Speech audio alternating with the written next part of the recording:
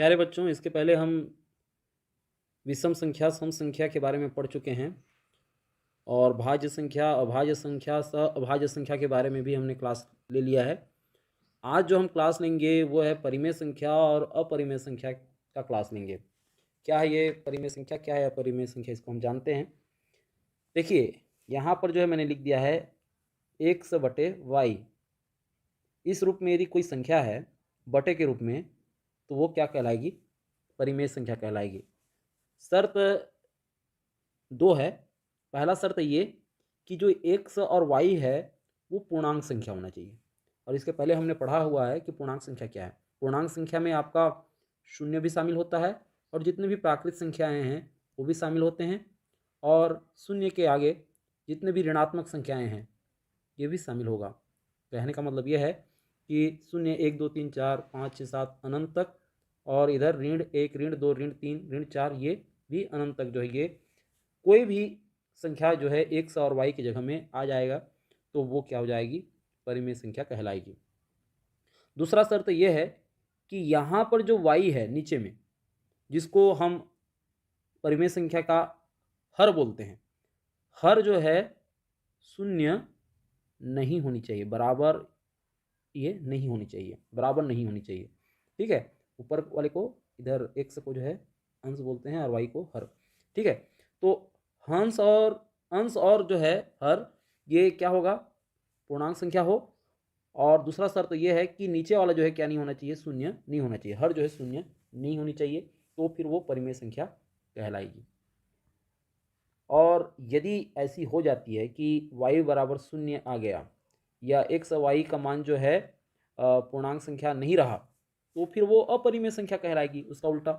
ठीक है, मैं कुछ उदाहरण आपके सामने लिख रहा हूँ, आप गेस करके बताएंगे या मैं समझा दे दूंगा कि परिमेय संख्या है या नहीं।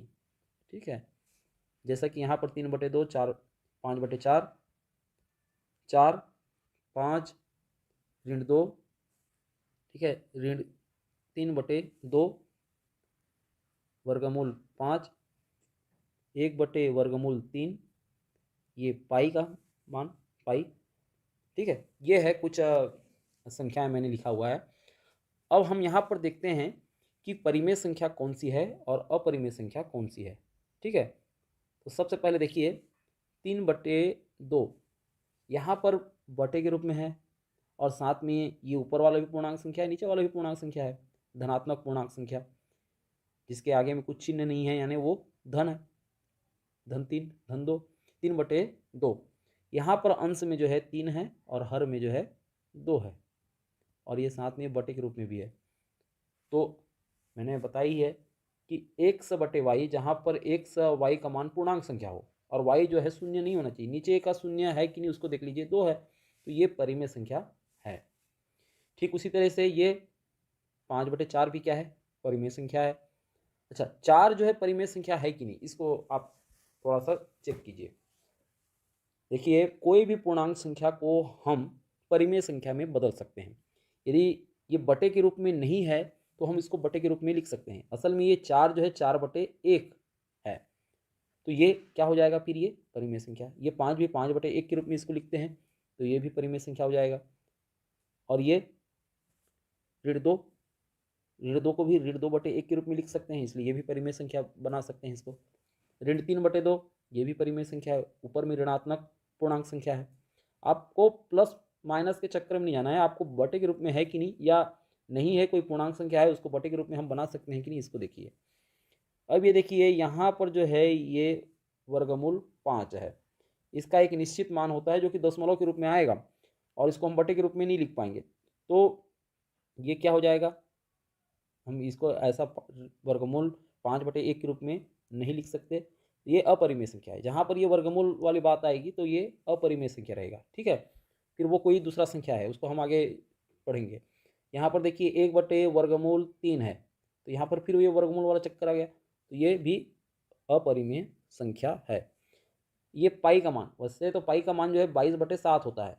ठीक है, लेकिन 22/7 रहे तो वो परिमेय संख्या कहलाती है, लेकिन यहाँ पर जो है पाई यदि लिखा हुआ है तो पाई एक इसी को हम मद्देनजर देखें तो ये कोई परिमेय संख्या नहीं है, ये अपरिमेय संख्या है। ठीक है, तो ये हो गया परिमेय संख्या और अपरिमेय संख्या के बारे में। अच्छा, एक उदाहरण और बच रहा है कि 3 यदि शून्य रहे तो क्या ये परिमेय संख्या है या नहीं। देखिए, ये भी पूर्णांक संख्या है, 3 भी पूर्णांक संख्या है अंश में है जो, और हर में जो शून्य है ये भी पूर्णांक संख्या है। लेकिन इसका जो दूसरा शर्त है परिमेय संख्या का कि y बराबर 0 नहीं होना चाहिए। y मतलब हर जो है आपका शून्य नहीं होना चाहिए, लेकिन यहाँ पर तो हर शून्य है, तो ये इसलिए ये परिमेय संख्या नहीं है, ये तो क्या है, अपरिमेय संख्या है। ठीक है, अब हम समझते हैं वास्तविक संख्या क्या है और काल्पनिक संख्या क्या है। काल्पनिक संख्या मतलब अवास्तविक संख्या। ठीक, तो ये ऊपर में जितने भी आपको दिखाई दिए, जितने भी उदाहरण हैं, ये क्या है, सब वास्तविक संख्या है। वास्तविक संख्या में आपका जो है परिमेय संख्या भी शामिल है, ठीक है, और अपरिमेय संख्या भी शामिल है। ये सब क्या है, वास्तविक संख्याएं हैं। लेकिन काल्पनिक संख्या की बात यदि कहें तो काल्पनिक संख्या में ऐसी कोई संख्या ही नहीं होती है। ये कल्पना की वाली बात है कि ऋण 4 भी है और उसका वर्गमूल भी है, ऋण 2 और उसका वर्गमूल। तो ये जहाँ पर ऋणात्मक और वर्गमूल एक साथ आए तो वो क्या होगा, काल्पनिक संख्या है। ठीक है, वास्तविक संख्या में आपका परिमेय संख्या और अपरिमेय संख्या। आप परिमेय संख्या में आप देखेंगे तो पूर्णांक संख्या भी शामिल है। ऐसा नहीं है कि पूर्णांक संख्या क्या वास्तविक संख्या नहीं है, ये भी है वास्तविक। पूर्ण संख्या भी वास्तविक है और प्राकृत संख्या भी क्या है, वास्तविक संख्या है। वैसे पूर्णांक संख्या को जैसे ऋण 5 रहेगा तो ऋण 5 को जो हम ऋण 5/1 के रूप में लिख ही सकते हैं, तो वो परिमेय संख्या बन जाएगा, है ना। तो परिमेय संख्या और अपरिमेय संख्या सभी जो है वे वास्तविक संख्या कहलाते हैं। और काल्पनिक संख्या इस प्रकार से ऋण 4 का वर्गमूल, ये इस प्रकार से कोई संख्या नहीं होती, तो ये काल्पनिक संख्या कहलाती है। एक चीज़ के बारे में और आज पढ़ लेते हैं, वो है प्रतिलोम। फिर अगले क्लास में हम आपको जो है द्विआधारी संख्या और दार्शनिक संख्या के बारे में बताएंगे। अंग्रेजी में बोलें तो बाइनरी नंबर और डेसिमल नंबर के बारे में। प्रतिलोम को हम पढ़ते हैं कि किसी भी संख्या का चिन्ह बदलने पर प्राप्त संख्या प्रतिलोम कहलाती है। जैसे ये 5 है, 5 का सामने में चिन्ह नहीं है, कहने का मतलब ये धन है, तो ये धन 5 का जो है धनात्मक ये जो संख्या है, इसका जस्ट उल्टा हम यदि ऋणात्मक संख्या इसको बनाएं, मतलब ये धन 5 की जगह जो है हम ऋण 5 यदि वो करें, तो ये 5 का जो है ये प्रतिलोम कहलाएगा ऋण 5। असल में ये है कि प्रतिलोम किसी संख्या को उसी के प्रतिलोम से जोड़ें, उसी संख्या का जो है प्रतिलोम के साथ जोड़ें, तो उत्तर हमारा जो है क्या आना चाहिए, शून्य होना चाहिए। मतलब धन 5 में आप जो है ऋण 5 जो है जोड़ दोगे तो उत्तर आएगा शून्य।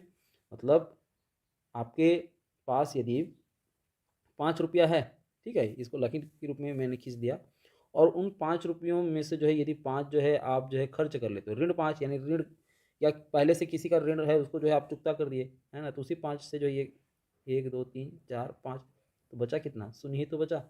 तो किसी संख्या का उसी संख्या के प्रतिलोम से जोड़ने से जो है उत्तर जो है क्या आता है, शून्य आता है। ये याद में रखने वाली चीज़ है। ठीक है, एक और उदाहरण बता रहा हूँ आपको, तब आपको जो है प्रतिलोम समझ में आ जाएगा कि ऋण 4 में हम कितना जोड़ें तो उत्तर जो है शून्य आए।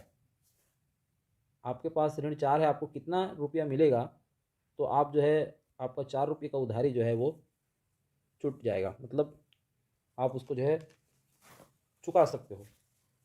तो आपके पास यदि 4 रुपये का उधारी है, तो यदि आपको 4 रुपये मिल गया, धन 4 मिल गया, तो आपका जो है जो ऋण है वो खत्म हो जाएगा। ठीक है, या इतना भी नहीं हो पा रहा है आपसे, तो आप जैसे ऋण 10 है, तो ऋण 10 का जो सामने में तो ऋणात्मक संख्या है, तो इसका प्रतिलोम कहने से धन 10। ठीक है, तो प्रतिलोम यानी जस्ट उसका उल्टा। आशा है आप लोगों को समझ में आ गया होगा। फिर हम एक नए टॉपिक के साथ जो है फिर एक दूसरा क्लास लेंगे। ठीक है, तब तक के लिए आप पढ़ते रहिए और चैनल को सब्सक्राइब कर दीजिए। ठीक है।